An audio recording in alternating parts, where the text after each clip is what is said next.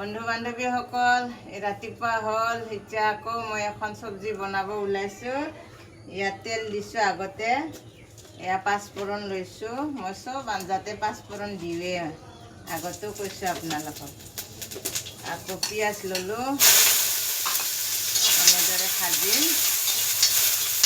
বেছি নহয়, মানে এই ৰঙালাও আছে, ভোল আছে, লেচেৰা আছে, পটল একেলগে মিক্স কৰি এখন তৰকাৰী বনাম।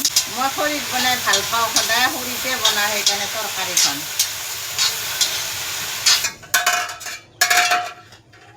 এতিয়া এনেদৰে তৰকাৰীখন হৈ গ'ল।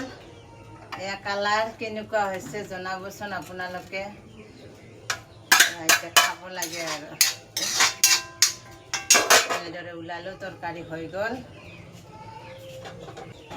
বৈদ্য গৰম লাগছে খৰিৰ জুইত, বাপৰে বাপ। আমাৰ অসমীয়া মানুহবিলাকে ধান খেতি কৰে। আমাৰ তামোলপুৰত বেংগলী মানুহ আছে, কাউলীৰ, সিহঁতে ধান খেতি নকৰে। ধান খেতি কৰিলে 6 মোন ধান হয়, 6 মোন হ'লে 3 6 গুণ 18, আৰু এইফালে 3700 টকা পায় 1 বিঘাত, বা ধৰি ল'লোঁ 4000 পায়। সিহঁতে কি কৈছে মোক এদিন দাদায়ে, আমি ধান খেতি নকৰোঁ কিয়, ধানটো চাউলটো আমি কিনি খাব পাৰোঁ, আৰু আমি কুঁহিয়াৰ খেতি কৰোঁ, কুঁহিয়াৰ খেতি কৰিলে বোলে 1 বিঘা মাটিত 3 লাখ টকা ইনকাম হয়। গতিকে ধান খেতিয়কে খেতি কৰক। যিবিলাকে আমাৰ একেবাৰে নিৰুপায় 1 বিঘা মাটি আছে, সিহঁতে এনেদৰে কুঁহিয়াৰ খেতি কৰি কেনে এনেদৰে মিঠাই বনায়ো বিক্ৰী কৰিব পাৰে। এয়া মই তাৰ পৰা আনো 80 কৰি মিঠাই, আৰু মই ইয়াত আহি কেনে গাড়ী ভাড়া চাড়া মই 120 টকা কৰি লওঁ। গতিকে আপোনালোকে এয়া আমাৰ মিঠাই কাৰোবাক যদি লাগে, মোৰ ইউটিউব চেনেল চাই থকা, আমাৰ মালিগাঁৱৰ পৰা জালুকবাৰীৰ পৰা এনেকৈ ইয়াত মই ওচৰা ওচৰি বুলি ঘৰত যাই হোম ডেলিভাৰী কৰি কৰোঁ।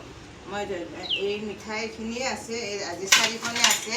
এই মিঠাইখিনি এতিয়া বিক্ৰী কৰিম, আৰু আমাৰ ওচৰৰ নাথিনী বাইদেউ, সিহঁতৰ কাৰণে এই এখন মিঠাই জুখিম। এখন মিঠাইত কিমান আছে আপোনালোকক দেখুৱাই দিম। এয়া জুখিছোঁ। এখন মিঠাইত মানে অলপ তল দাণ্ডি হৈছে, মোটামুটি 2 কেজি 100 গ্ৰাম আছে। চাওঁ 200 গ্ৰামৰ দাগাটো দিলে এই মিঠাই মানে 2 কেজি 150 গ্ৰাম আছে মিঠাই। 50 গ্ৰাম এইফালে দিলোঁ। এনেদৰে মই মিঠাই বিক্ৰী কৰোঁ, এনেদৰে মই ঘৰখন চলি আছোঁ। সেইকাৰণে আমি মহিলাবিলাক, যদিও আমাৰ হাতৰ কাম নাই, সৰু সুৰা হ'লেও বেপাৰ এখন কৰি আমি ঘৰখন চলিবলৈ কাৰণে সকলো মহিলাক কৈছোঁ, যিবিলাকে চাকৰি নকৰে, যিবিলাকে কামৰ অভাৱ, ক'ৰবাত হ'লেও এখন ফুটপাথত দোকান দি হ'লেও ঘৰখন চলিবলৈ কাৰণে চেষ্টা কৰক। ভাঙি নপৰিব আপোনালোকে। কেলৈ ভাঙিব? বিপদ আহিলেও সংকট আহিলেও আমাৰ যদি হাতৰ কাম কৰোঁ, তেতিয়া বিপদটো ৰক্ষা হয়। আৰু হাতত কাম নকৰি যদি আমি ইফাল সিফাল কথা বগাই ফুৰোঁ, তেতিয়াতো আমাৰ কামৰ লোকচান হ'ব, আমাৰ মনৰ লোকচান হ'ব। সেইদৰে কামত লাগক আপোনালোকে। যিবিলাকে সৰু সুৰা যি কাম কৰিছে, তাতে ধৈৰ্য ধৰি কাম কৰি থাকক। ময়ো অশেষ কষ্ট কৰিছোঁ। আজি 10-12 বছৰেদি মই বেপাৰ বিজনেছ কৰিয়ে এনেকৈ চলি আছোঁ ঘৰখন।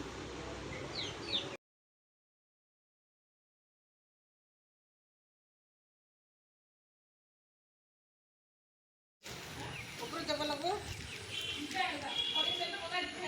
কাই আছে ঘৰত?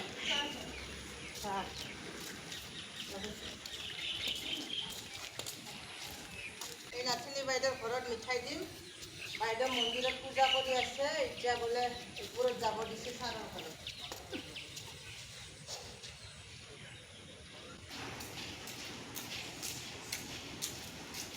আকৌ যোৱাকালি ৰোৱা অলপ চব্জি পিজিত দি থৈ আহোঁগৈ।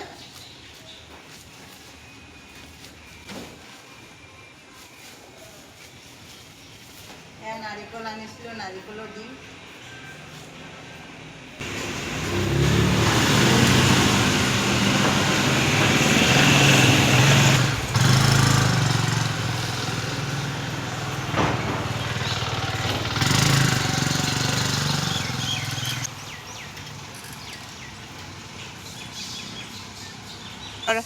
নানুক ৰখি আছোঁ অলপ সময়, মাকে অহালৈকে। এনেই এতিয়া খোজকাঢ়িবলৈ যাম।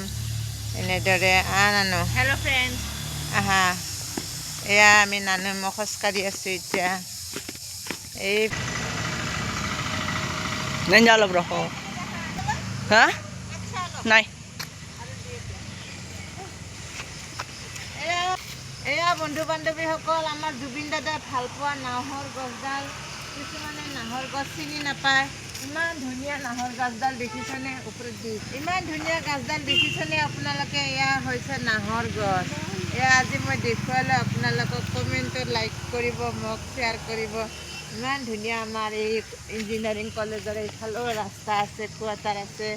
এইবিলাক ইমান ধুনীয়া ঠাই আছে, চব সেউজীয়া সেউজীয়া। 20 বছৰৰ পিছত সেউজীয়া নাথাকিব, সেইকাৰণে মই জলদি মই এই সেউজীয়া পৰিৱেশবিলাক ইউটিউবত বনাই লৈছোঁ। অহা জেনেৰেশ্যনবিলাকে চাই থাকিব পাৰিব। বন্ধু বান্ধৱী, আমাৰ নানু কিমান খোজকাঢ়ি আছে দেখিছনে? নানু ইমান ধুনীয়াকৈ খোজকাঢ়ি আছে। মাকে নোহোৱা কাৰণে মই নানুক খোজকাঢ়িব লৈ আহিছোঁ। এই দাদা, এই কুকুৰটো ধৰচোন, নানু কামাৰব। নানু এয়া বন্ধু বান্ধৱীসকল, এইফালে আমাৰ ৰাস্তা আছে। নানু এনেকৈ অলপ ঘূৰাই দি, এইফালে পঞ্চায়তৰ অফিচতো যাবলৈ পাৰে। এনেদৰে আপোনালোকক দেখুৱালোঁ। নানু অলপ ঘূৰাই দিওঁ মোবাইলটো, এইফালে পাহাৰৰ দিগি ঘূৰাই দি। এয়া বন্ধু বান্ধৱীসকল, এনেদৰে আমাৰ নানু আকৌ এইফালে আমি পাহাৰখনৰ ওচৰলৈকে যাম খোজকাঢ়ি। এইবিলাক আমাৰ আছাম ইঞ্জিনিয়াৰিঙৰ কোৱাৰ্টাৰ। এইবিলাক আমাৰ কোৱাৰ্টাৰ, ইয়াত চাকৰি কৰা মানুহবিলাক থাকে। এইবিলাক আমাৰ আছাম ইঞ্জিনিয়াৰিঙৰ চাইডে চাইডে কোৱাৰ্টাৰবিলাক আছে।